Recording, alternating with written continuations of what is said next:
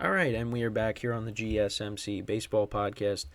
And for the third part of the show, we're going to talk about the New York Yankees agreeing to a deal with free agent starting pitcher Marcus Stroman. Now, the reason why I wanted to highlight this today is, look, listen, it's a Yankee topic, obviously, so there's a lot of familiarity there with, obviously me being a fan. But it's just, I thought it was an interesting move because of the history between these two sides. So we got to go back to 2019, okay? And Marcus Stroman got traded to the Mets. Now, he's somebody that really wanted to be a Yankee. But, the Yankees at the time, were they didn't trade for him. And Brian Cashman basically said that the reason why he didn't go after Stroman is because he didn't believe that he was a difference maker, and because the righty would be in the Yankees bullpen in the postseason. So this is an article in the New York Post. But Cashman said that Stroman would not be a difference maker. So then Stroman then tweeted once that he said, besides Garrett Cole, there's no current Yankee pitcher who will be anywhere in my league over the next 5 to 7 years. This was after the 2020 postseason. Their pitching always folds in the end. That lineup and payroll should be winning World Series left and right, yet they're in a drought. LOL. And he's tweeted some other stuff too, but that's like the main stuff there. And now that he signed with the Yankees, he deleted all that stuff. And I was watching the Michael Kay show, and they were also talking about this too. So it just was it was interesting. Now all of a sudden, you find out that Stroman has interest in signing with the Yankees. The Yankees haven't offered him a deal. Then all of a sudden, it comes out that the Yankees have mutual interest. Both sides have interest in signing with interest in getting a deal done. And then lo and behold, you get a 2-year, $37 million deal. Stroman to the Yankees. Now, for me, I think it addresses a need because the Yankees, I don't think, can go into the season with the starting rotation that they had at the moment. And Marcus Stroman, at one point was one of the better pitchers in baseball, and he actually did get off to a great start last year. I actually do have his numbers because from a Yankee podcast that I watch, they showed his splits between the first half and the second half. So his first 13 starts last year, he had a 2.39 ERA, a 1 WHIP. So he was, he finished with a 10. I think he finished with a 10-9 record with a 3.95 ERA. So those are his first 13 starts. Then his last 12, 6.09 ERA, and a 1.61 WHIP. Not a very good, second half. But he also was injured, so that kind of, I think, played a role into it as well. But, yeah, it just, I think when it comes to this deal, I mean, you're hoping that he stays healthy, number one, which is something that, Yankee players have had a problem with, to staying healthy. But I don't know. I mean, now he's an older player. He's a little bit older now. I mean, he's 32. I shouldn't say he's an older player, but he's a little bit older. He was older than when the Yankees didn't look at him as a difference maker. Now, all of a sudden, he's 32, and now you're bringing him in to be, part of your rotation. So to me, it just looks like desperation. It looks like desperation, on him as well, because I guess he just wasn't really getting any interest from anything appealing from some of the other teams. But I'm fine with it. It's only a 2-year deal. And again, he's not going to be asked to be, the number one guy.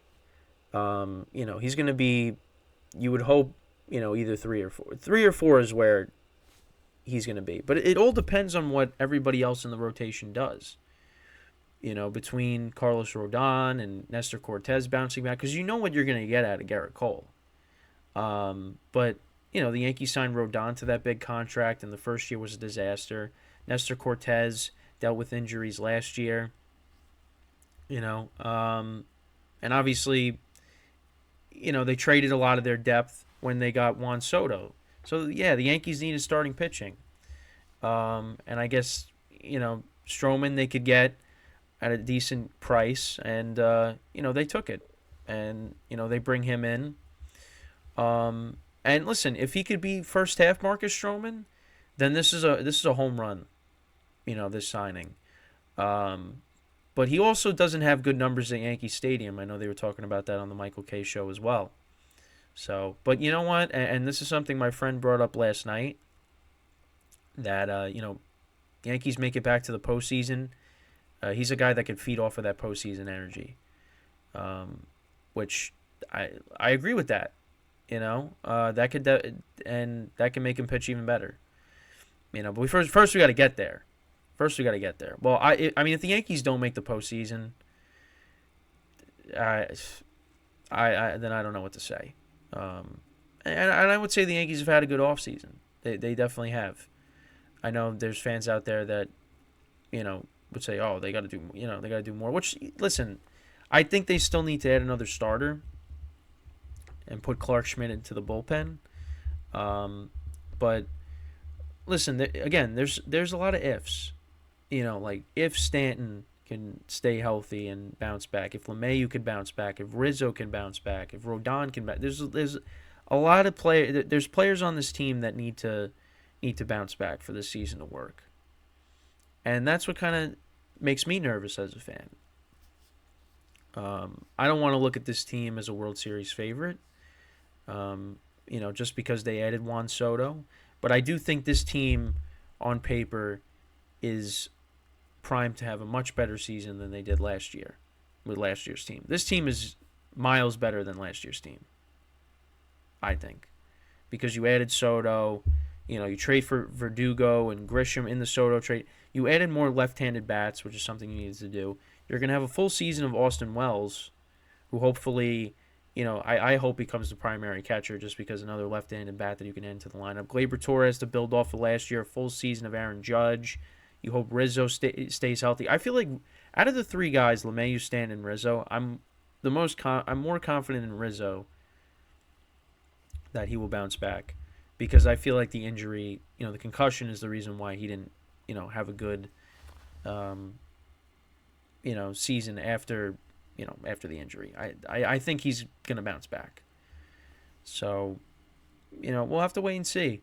And you know what? If there's moves that need to be made, like, you start playing games now, season starts, then you kind of see, like, what else you need. And they've addressed their needs, Now, they got to do a little bit more. Like, again, I think they should add another starter, whether that's a trade or signing somebody, unless they still want to try to get Snell and, plug him in as the last starter, and you slide him in behind Cole. Yeah, I mean, if you get Snell, then you got Cole, Snell, Rodon, Nestor Cortez, and Stroman. I mean, that's not a bad rotation. But sorry, I'm just trying to hold in a sneeze. Again, happens once or twice on every show. But anyways, yeah, I mean, that's not a bad rotation. But again, on paper. So, we'll see how we'll see what ends up happening. But for me, I like the deal. I think again, it addresses a need. And listen, if they got to go out and add people at the trade deadline, I mean, I don't want to say I'm confident that they're going to do it after the trade deadline that they had last year. But I think this year's going to be different. Yankees are really trying to go for it. Especially, like I said, getting Soto. Now you're bringing in Stroman. Listen, if Marcus Stroman could be the pitcher from the first half, we're in good shape. But it's the rotation I'm worried about. And I'm worried about him too, because he could come in and he could be another guy that's not good. But I don't know. I feel like someone's going to step up and be that number 2 guy. Because I can't sit here and be like, well, I think everybody in their rotation outside of Cole is just not going to be good. Because if that's the case and it ends up being that way, then the Yankees are in huge trouble then. Because I mean, then they're gonna have to their offense is gonna have to score 5 to 6 runs every night, maybe more than that. Now they could do that because they got Soto and Judge, you know, but in their lineup, but it's just I don't know. We'll have to wait and see. But I'm not going to sit here and say that the Yankees are, a lock to, somehow get back to the World Series, because I still don't believe that. I think there's still some work that needs to be done. I think right now, I don't see why they can't win the AL East, because they're better than the Red Sox. What if the Blue Jays really haven't made major moves? I mean, they got Isaiah Kiner-Falefa, brought back Kiermaier, but they didn't really do anything. The rotation is still good, and they're going to be a good team. They're going to be a team that's going to give the Yankees problems, but I think the Yankees are better than them. I think they're better than the Rays, and you know what? They should be better than the Orioles too. But again, maybe I'm getting ahead of myself. But you know what? I will go as far as to say they should win the AL East. I think they should. But that's as far as I'm going to go. I'm not going to say that they're going to beat the Astros in a 7-game series. They're going to get to the World Series. No, I'm not going to go that far. But I think the division is definitely something that they can do. And I think if they don't have the injuries that they had to deal with last year, I think they would have at least been a playoff team. I mean, again, there was a lot of other issues besides the injuries, but I think if Judge doesn't get hurt, I think they probably get in. At least as like maybe the last wild card team, but who knows? But I don't know. I just think this signing was just very strange. Just because of the history. But, hopefully, hopefully it works. Hopefully it works. But I don't get it. Whatever. It happens. I mean, now if they go out and they bring in Jordan Montgomery, it's like really like, okay. I think Cashman needs to, sometimes not say some stuff, because then all of a sudden it comes back and people bring it up. Because listen, you say he's not a difference maker, Marcus Stroman, but then you sign him a couple years later. I don't know.